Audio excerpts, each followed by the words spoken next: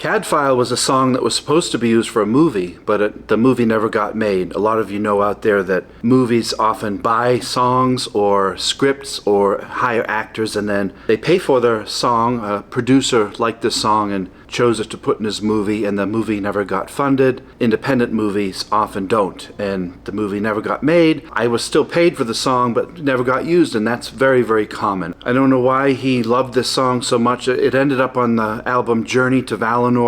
It was a simple song based off of Cadfael, who was a monk who used to be a warrior, and he would solve murder mysteries, and he would use kind of the plants of the time, and he had no modern CSI type of evidence. He used the evidence of what was around him. It's kind of like a medieval murder mystery based off of the books by Ellis Peters, played by the brilliant Derek Jacobi, who carried that whole series. It had a very low budget, but Jacobi made it much, much better. And I think the soundtrack was done by Trevor Jones, I think.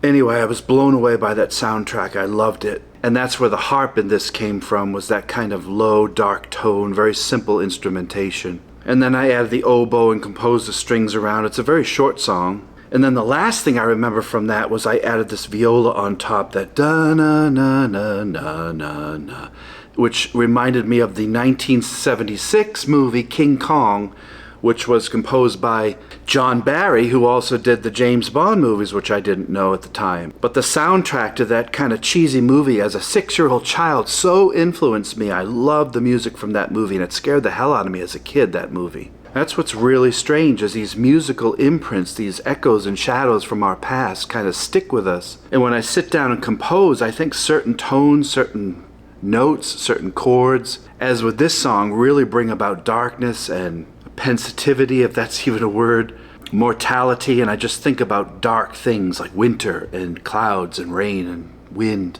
I don't remember much about recording it. It might have taken 2 hours to write and compose, based off of an amalgam from the Cadfael PBS series and King Kong from 1976. And for the movie, it was originally called Cadfael's Dilemma, and I shortened it down to just Cadfael.